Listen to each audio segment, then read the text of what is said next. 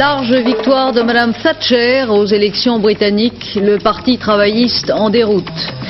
La manifestation prévue la semaine prochaine par certains syndicats de police proches de l'opposition interdite par le préfet de police de Paris. À l'Assemblée nationale, vote du projet de loi sur l'enseignement supérieur dans toute la France, début des épreuves du baccalauréat. La Transat en double endeuillée, les recherches pour retrouver Didier Bestin, équipier du Lorient 56, ont été abandonnées. Madame, Monsieur, bonsoir. Madame Thatcher gagne son pari et double pratiquement sa mise. Les élections législatives anticipées qui se sont déroulées hier en Grande-Bretagne se transforment en raz-de-marée à l'avantage du Parti conservateur. Un raz-de-marée en siège, sinon en voix, puisque le parti du Premier ministre sortant obtient au Parlement sa plus large majorité depuis la guerre. Les résultats du scrutin accentuent la déroute du Parti travailliste, victime de sa radicalisation et de ses échecs passés, et confirme la difficulté pour un troisième parti, le parti de l'Alliance des libéraux et des sociaux-démocrates, de fausser le mécanisme du scrutin majoritaire à un tour. Ce fut une élection historique, je suis très fier de l'honneur qui m'a été conféré, a déclaré Margaret Thatcher, casquée de son triomphe. Finalement, a-t-elle ajouté, je veux dire merci à mon mari Denis qui a été absolument merveilleux pendant toute la campagne. On est homme politique, on n'en est pas moins femme. De Londres, Bernard Rapp analyse la portée de ces élections. Un raz-de-marée, un plébiscite, une victoire sans précédent, ce lendemain d'élection s'écrit décidément avec des superlatifs.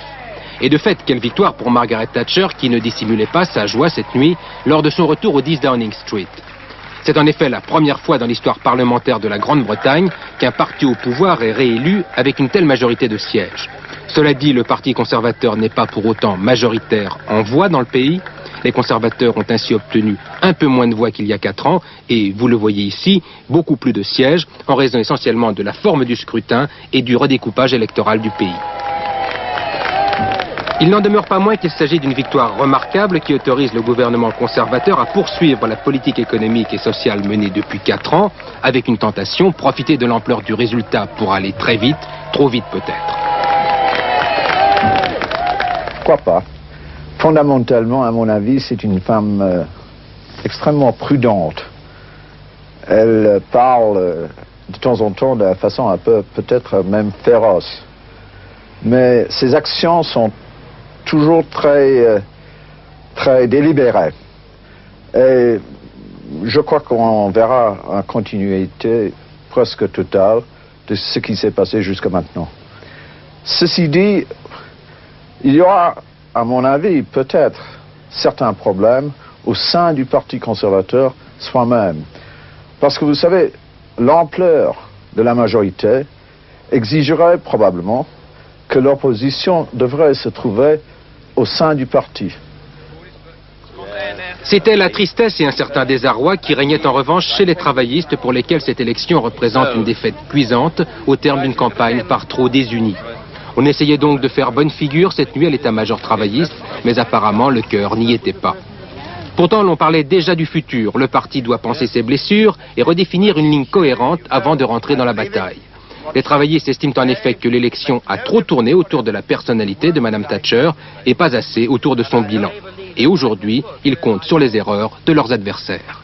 Je suis persuadé que l'importance de cette élection est dans le Parti conservateur. Alors, il y a maintenant non simplement une majorité écrasante en termes de sièges, mais une majorité pour Mme Thatcher dans son propre parti. Alors, c'est tout à fait fini. La tradition des conservateurs, du consensus, de l'intention de servir les intérêts des minorités ou sociales ou régionales, et on se lance sur une confrontation sans précédence dans la tradition du Parti conservateur. On ne peut quand même pas dire que c'est un succès travailliste, cette élection, et on dit beaucoup que c'est le programme radical extrémiste de votre parti qui aurait empêché vos électeurs de voter pour vous. Ah non, pas du tout, pas du tout. Le programme du Parti travailliste ici, en termes, par exemple, de l'extension du secteur public, a été beaucoup moins radical que le programme commun de la gauche.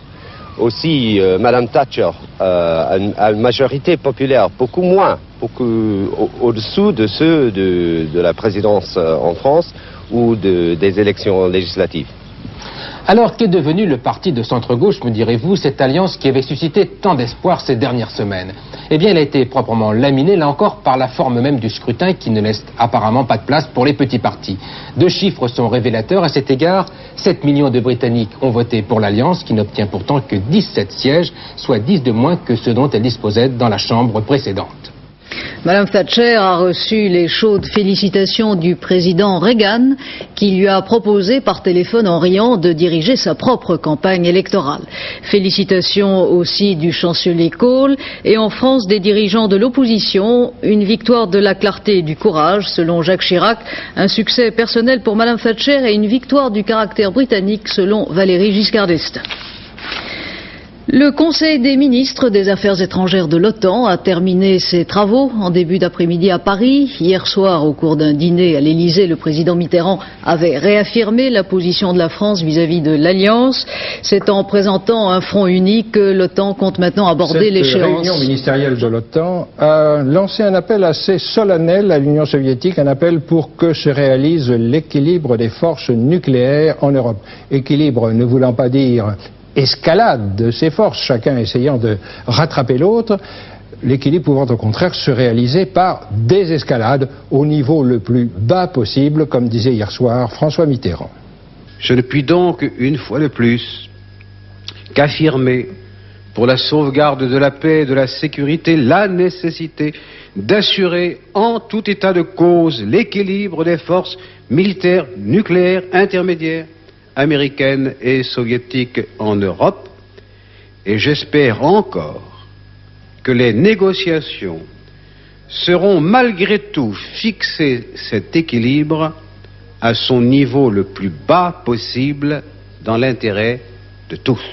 Deuxième constatation, cette réunion de Paris s'est tenue sous un feu de barrage de la presse soviétique qui reproche amèrement à la France de revenir, dit-elle, à l'atlantisme. M. Chesson lui a répondu à sa manière. Il peut arriver aux soviétiques, comme à d'autres, de se tromper dans l'interprétation à donner à un événement. Je crois que le discours du président de la République hier soir constitue une réponse parfaitement claire. Et d'ailleurs, vous verrez que le communiqué ne donne pas lieu à la moindre confirmation d'un tel dérapage. De son côté, George Shultz, le secrétaire d'État américain, s'est félicité de l'unité et de la cohésion de l'Alliance. Unité et cohésion sans doute, mais enfin, on a discuté 2 heures de plus que prévu et l'après-midi était largement entamé lorsque les délégations sont reparties avec la hâte discrète de gens qui commencent à avoir très faim. Preuve que dans l'OTAN, on discute beaucoup. En tout cas, 2 points sont acquis aujourd'hui. Premièrement, il n'y aura pas d'OTAN économique, autrement dit pas de guerre du commerce Est-Ouest. Et deuxièmement, pas d'extension géographique de l'aire de l'OTAN, autrement dit le Japon dans l'OTAN, ça n'est pas pour demain. Et c'est en présentant un front uni que l'OTAN compte donc aborder l'échéance du déploiement des euromissiles à l'automne. Le nouveau préfet de police de Paris, Guy Fougier, interdit la manifestation que 3 syndicats de police proches de l'opposition, l'USC, la CGC Police et la CFTC, voulaient organiser à Paris jeudi prochain. Daniel Catelin. L'intersyndicale refuse de parler d'épreuve de force avec le pouvoir. Les policiers reçus par le préfet considèrent qu'il s'agit là, je cite, d'une atteinte grave à la liberté d'expression syndicale. Ils ajoutent « rien ne se fera dans l'illégalité », mais ils ont néanmoins décidé de maintenir le meeting prévu pour le 16 juin. Mais ce meeting, comme tous les meetings organisés, il y aura un bureau, il y aura un service d'ordre, et la dislocation sera prononcée au moment opportun, et il ne nous appartiendra pas. À ce moment-là, nous ne serons pas responsables des débordements qui pourront s'en suivre. Chacun prendra ses responsabilités par la suite. Donc vous prenez le risque d'organiser ce meeting? Bien sûr, nous prenons le risque. Je ne vois pas pourquoi on ne prendrait pas le risque d'organiser un meeting. Car si on ne peut plus organiser un meeting, si on ne peut plus rien dire, je considère que c'est très grave. Et c'est très inquiétant pour l'avenir. La CGC, de son côté, demande la réintégration pure et simple des 2 policiers révoqués. Le secrétaire d'État à la sécurité publique, Joseph Franceschi, qui jusqu'ici ne s'est pas exprimé publiquement sur les suites des manifestations policières, Joseph Franceschi était à Bonn aujourd'hui, où il participait à une réunion des responsables de la lutte antiterroriste des pays membres de la communauté européenne. Michel Meyer a convaincu M. Franceschi de donner son point de vue. Je pense que nous avons réussi à transcender la situation. La volonté du gouvernement, la volonté du chef de l'État de mettre fin aux activités séditieuses a été nettement affirmée et nous en avons tous la volonté, M. Gaston Defferre, moi-même, tout l'ensemble du gouvernement. Alors c'est pas parce qu'il y a eu quelques personnes qui ont tenté de politiser l'événement à la suite d'un drame affreux. Il n'est pas du tout dans l'intention de la police française d'entreprendre une action perverse. Elle est très disciplinée, elle est très républicaine, et pour ma part, je lui fais confiance. 2 gendarmes accusés d'avoir suborné des témoins, des officiers et sous-officiers de la gendarmerie suspendus, des poursuites judiciaires engagées. L'affaire des Irlandais de Vincennes se retourne contre ceux qui avaient voulu faire de leur capture un coup d'éclat dans la lutte antiterroriste en France. L'affaire Dominique Thiers et Marcel Tria.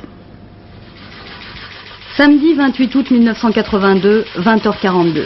La présidence de la République annonce l'arrestation de 2 terroristes, arrestation jugée importante, des documents et des explosifs ont été saisis. Les faits se sont passés quelques heures auparavant, au 82 de la rue Diderot à Vincennes. 18h20, une vingtaine d'hommes du GIGN interpellent l'arme au poing, Stephen King. Les gendarmes montent ensuite une souricière et cueillent sans effort Michael Plunkett qui rentrait chez lui, puis Mary Read. L'enquête commence par une perquisition, une opération menée au pas de charge, dans un climat tendu. Rappelez-vous, le 9 août précédent, c'est l'horrible attentat de la rue des Rosiers et l'annonce de la mise en place dans les jours qui suivent d'un plan antiterroriste. Fichiers, contrôle aux frontières, échange d'informations avec les services étrangers. 10 jours après l'attentat, Joseph Franceschi est nommé secrétaire d'État à la sécurité publique. C'est lui qui prend en main le dossier terrorisme. Autre nomination, celle du commandant Christian Proutot, qui devient conseiller technique à l'Élysée sur les problèmes de sécurité. Proutot est le chef d'escadron du GIGN, groupe d'intervention de la gendarmerie nationale. Un corps d'élite composé d'une 60aine d'hommes. La mission de Proutot est aussi simple qu'ambitieuse, stopper le terrorisme. Numéro 2 du GIGN, le capitaine Baril, qui s'est distingué lors de précédentes actions délicates. C'est lui qui mène l'opération de Vincennes, une opération où très vite apparaissent des irrégularités de procédure. Les avocats des 3 Irlandais en appellent à l'opinion publique. Les prétendus terroristes ne seraient que d'inoffensifs exilés politiques. Lors de la perquisition, les Irlandais auraient été plaqués au sol, veste par-dessus tête. Contrairement aux affirmations des autorités, les avocats soutiennent qu'il n'y avait en réalité qu'une seule arme dans l'appartement. D'après eux, les explosifs trouvés dans les toilettes n'y étaient pas avant l'arrivée des gendarmes. Le 19 mai dernier, premier coup de théâtre. Un gendarme de Vincennes, Pierre Caudan, inculpé dans une affaire de droit commun et qui avait participé à l'interpellation des 3 Irlandais, passe aux aveux. Il affirme qu'à aucun moment, les 3 inculpés n'ont assisté à la perquisition, comme c'est la règle absolue. Il laisse entendre que les armes et les explosifs retrouvés sur place auraient pu y être déposés par les hommes du GIGN. Il accuse enfin ses chefs de lui avoir donné l'ordre de mentir au juge d'instruction. Le 20 mai dernier, après 8 mois de détention, les 3 Irlandais sont libérés. J'ai réalisé qu'il y avait une machination. J'ai dit au juge, et c'est enregistré, je crois, que la police a fabriqué des preuves. Hier soir, deuxième coup de théâtre. Le commandant de gendarmerie, Beau, et le major Wendels, qui dirigeaient l'opération de Vincennes aux côtés du capitaine Baril, sont inculpés par le procureur de la République de subornation de témoins. Ils viennent d'avouer avoir effectivement imposé à Pierre Caudan et aux autres gendarmes leurs fausses déclarations au juge d'instruction. Ils ont donc bien camouflé les illégalités qui entachaient l'enquête et la perquisition, maquillé la vérité pour la rendre conforme à leur scénario. La demande de mise en liberté de Klaus Barbie, rejetée par le juge d'instruction qui confirme à l'encontre de l'avocat de Barbie la régularité de son arrestation et la gravité des faits qui lui sont reprochés. Près de 130 heures de débat, plus de 2200 amendements, soit 12 kilos de papier par député. La discussion à l'Assemblée nationale du projet de loi sur l'enseignement supérieur, présenté par le ministre Alain Savary, a battu tous les records. La discussion vient de se terminer et le projet doit aller maintenant au Sénat. Le ministre veut d'abord constituer un groupe de travail pour que le débat sénatorial soit plus serein. Les principaux amendements au projet initial, Lorraine Cusin. L'accès aux universités. Tout bachelier peut entrer en première année universitaire sans aucune sélection. Il s'inscrit dans l'université de son choix, précise le texte amendé, en fonction des capacités d'accueil de l'établissement. Donc théoriquement, pas d'affectation géographique obligatoire. Le passage en troisième année. Tout titulaire du diplôme de fin de deuxième année peut entrer normalement en troisième année. Donc, pas de sélection, sauf dans quelques formations spécialisées. Elles seront énumérées par décret en fonction des capacités d'accueil, stipule le nouveau texte. Les étudiants dans ce cas subiraient un concours ou un examen de dossier. 8% environ d'entre eux seraient concernés. La composition des conseils d'administration de l'université. La part des personnalités extérieures dans les conseils est réduite au profit des étudiants et des enseignants. Le nouveau texte prévoit 20 à 30% de personnalités extérieures. L'ancien projet parlait de 30 à 40%. Le sort des grandes écoles. Les grandes écoles ne dépendant pas du ministère de l'Éducation, les écoles d'ingénieurs par exemple, ne relèveront du grand service de l'enseignement supérieur créé par le projet que si elles le désirent, donc pas de statut uniforme obligatoire pour ces écoles. Enfin, deux autres amendements importants. D'une part, l'autonomie des études médicales est reconnue par le nouveau projet. D'autre part, pour élaborer leur statut, les universités seront moins dépendantes du ministère de l'Éducation que ne le prévoyait le texte initial. Ce soir, Alain Savary a annoncé devant les députés la création d'un groupe de travail qui siégera jusqu'à la discussion du texte au Sénat, prévue à l'automne. Et le projet de loi vient d'être voté par l'Assemblée, 325 voix contre 160. Réaction mitigée du côté de la coordination étudiants-enseignants qui, tout en reconnaissant l'aspect positif de certaines modifications du projet, continue de lui être hostile. Du côté des organisations étudiantes ou enseignantes de gauche, des réactions positives, mais vigilance à l'égard de l'élaboration des décrets d'application. Qu'est-ce que juger? Ne peut-on aimer que le beau? Pourquoi défendre le faible? L'art, l'esthétique et la morale ont fait souffrir aujourd'hui, comme il se doit, les candidats à l'épreuve de philosophie du baccalauréat. Dans la grande tradition du plus ancien examen de notre système scolaire, ils ont commencé à plancher aujourd'hui dans toutes les académies françaises. Dans les académies de la région parisienne, l'organisation laissait à désirer par la faute d'un ordinateur qui a omis de préciser le lieu de l'examen. Et près de 3000 candidats de la région centre vont devoir recommencer leur épreuve de philosophie. Il y avait eu des fuites concernant les sujets. Quoi qu'il en soit, la cuvée 83, qui compte 5% de plus de candidats qu'en 82, est la dernière à proposer des mentions aux plus bûcheurs ou aux plus chanceux. Le ministère de l'Éducation nationale a décidé dès l'an prochain de supprimer les mentions, ce qui ne fait pas le bonheur de beaucoup de lycéens, comme Lorraine Cusin l'a constaté au lycée Charlemagne à Paris.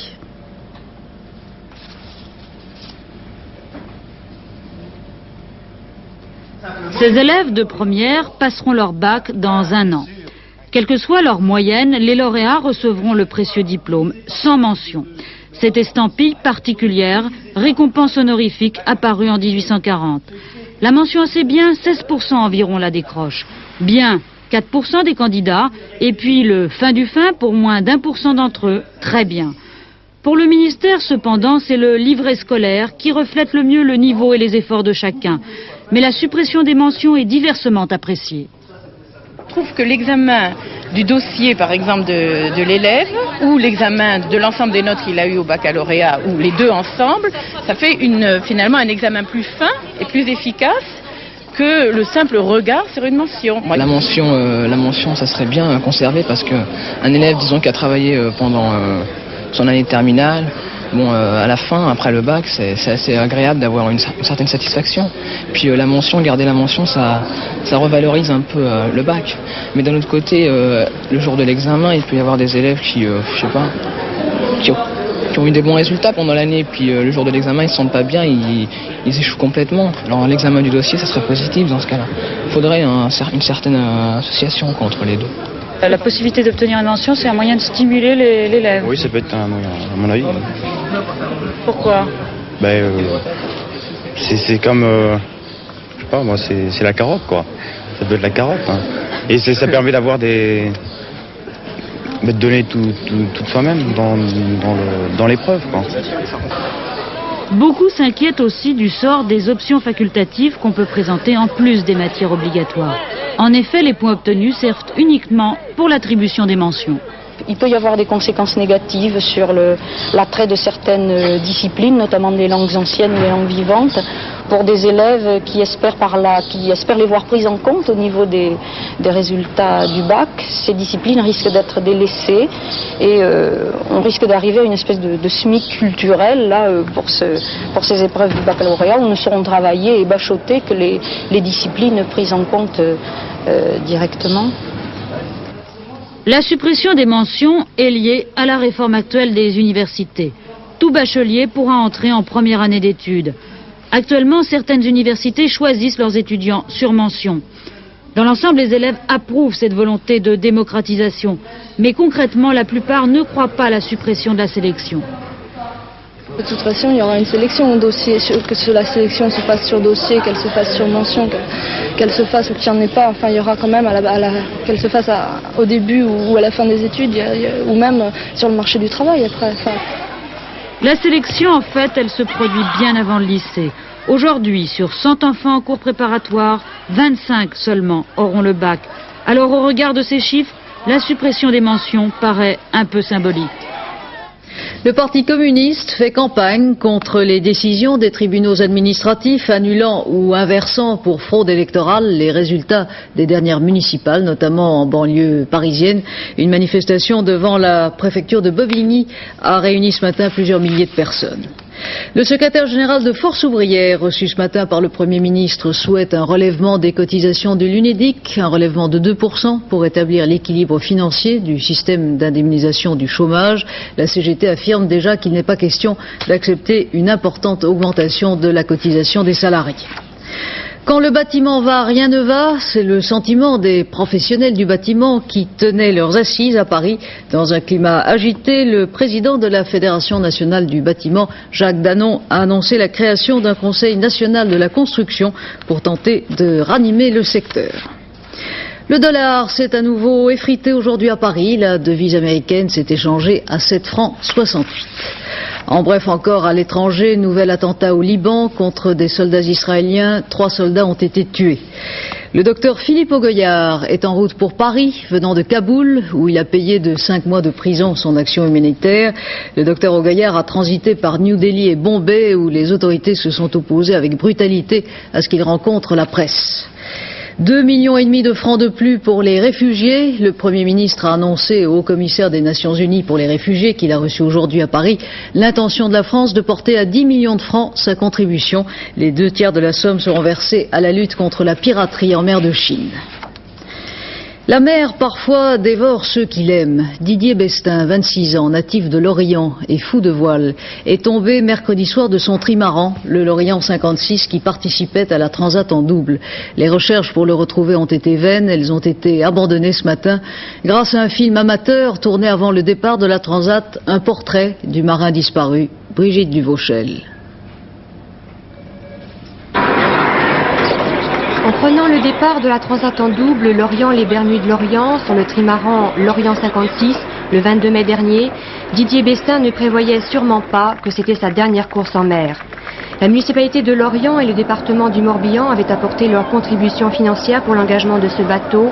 Le champagne n'a pas porté chance à ce jeune breton de 26 ans. Mercredi soir vers 23h à l'est des Bermudes, le multicoque file à 15 nœuds, Didier Bestin est à la barre. Son coéquipier Pierre Barrière est au lof. Soudain, il est surpris par l'arrêt du bateau et monte sur le pont. Daniel Bestin n'y est plus. Après avoir affalé le SPI, le skipper rebrousse chemin vers la position présumée de la chute de son malheureux compagnon, mais ses recherches sont vaines. Barrière déclenche aussitôt la balise de détresse. Ce marin confirmé a été victime d'une défaillance matérielle. Le stick, c'est-à-dire le bâton qui prolonge la barre, s'est rompu. Il fut déséquilibré et tomba à la mer. Fils unique d'une vieille famille lorientaise, Daniel Bestin était étudiant en droit à la faculté de Vannes. Mais passionné par la mer, il avait décidé à faire de la voile sa véritable profession. 4 heures avant de tomber à la mer, il avait déclaré au cours de sa dernière liaison radio « La clé de tout, c'est la bonne humeur ».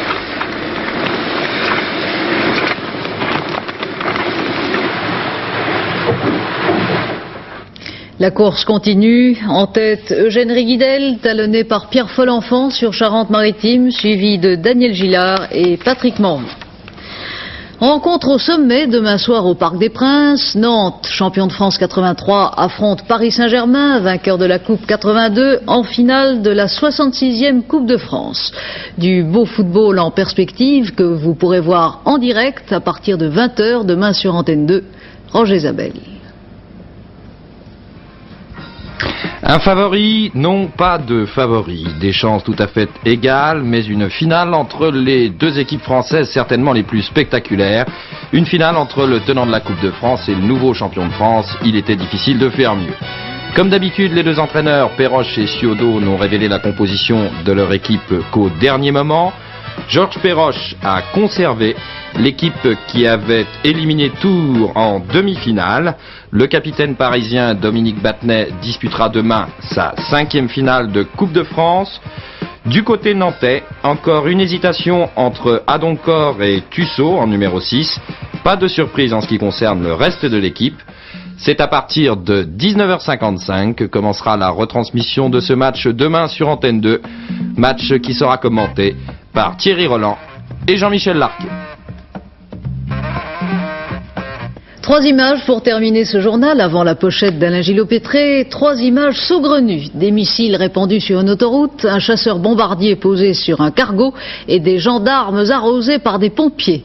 Isabelle Béchler. 3 missiles américains éventrés sur une autoroute d'Allemagne de l'Ouest. Le camion qui les transportait s'est renversé au cours d'un accident. Ces missiles antiaériens étaient chargés et équipés de détonateurs, mais ne pouvaient exploser sans système de mise à feu. Il ne restait plus aux militaires américains qu'à débarrasser la chaussée de ces projectiles un peu encombrants. Non, bien sûr, ce cargo portugais n'est pas un porte-avions. Il a pourtant accordé l'hospitalité à ce Harrier, un appareil de la Royal Navy. Et il était grand temps. Le pilote était perdu, il ne lui restait qu'1 minute de kérosène. L'atterrissage vertical aura sauvé le sous-lieutenant Watson. Bataille rangée à Liège, pompiers contre policiers et gendarmes. On use des mêmes armes ou presque, lance à incendie contre canon à eau. À l'origine de ce déluge, la grève des pompiers municipaux que la ville n'a pas payé depuis 15 jours. Si les caisses municipales ne sont pas renflouées, l'été risque d'être chaud et surtout très humide à Liège. Réponse avec Alain Gillot-Pétré. Qui en est tout en verve. Alors le temps demain, Alain Gillot-Pétré. Quelque chose d'étonnant ces images. Cela dit, nous allons avoir des orages qui vont nous arriver par le sud, par la Méditerranée. Regardez la photo satellite, j'espère que... Bien, les voici ces orages, il y en avait quelques-uns aujourd'hui, ils vont remonter par le sud donc. Et ici, il y a ce gros paquet qui va flirter avec le nord-ouest du pays et la Belgique. Ça calmera tout le monde pour dimanche. En attendant, ça n'est pas trop mauvais pour demain. Regardez la carte. Voici les prévisions de la météo. Donc sur la moitié sud, plutôt du beau temps avec des orages isolés. Il va faire chaud, mais il y aura des brumes le matin. Ensuite, de la Vendée au bassin parisien et au nord-est, des brumes le matin, du soleil l'après-midi, mais quand même des passages nuageux. Possibilité d'extension des orages vers le nord. Et sur le nord-ouest, un peu plus de nuages, mais pas de pluie. Les pluies seront surtout et très faibles pour dimanche. Les températures maintenant, stationnaires. Minimum 20 degrés sur les côtes de la Manche, maximum 31 degrés à Agen, ça y est, je m'y retrouve, 30 à Nîmes, 29 à Marseille comme aujourd'hui et 30 à Perpignan. C'est chaud donc au sud, c'est moins chaud au nord. Demain, samedi 11 juin, pas de minutes de soleil en plus, on approche de l'été, levé 5h49, couché 21h51. C'est la nouvelle lune et c'est Saint-Barnabé demain, Béar, Bar et Nana B et B, comme disait Fernandel. À 22h50, Claude Sérillon vous présentera notre édition de la nuit. Demain, 12h45, Antenne de midi. Et j'aurai le plaisir de vous retrouver demain soir, mais exceptionnellement à 19h10, pour cause de Coupe de France de football. Très bonne soirée sur Antenne 2.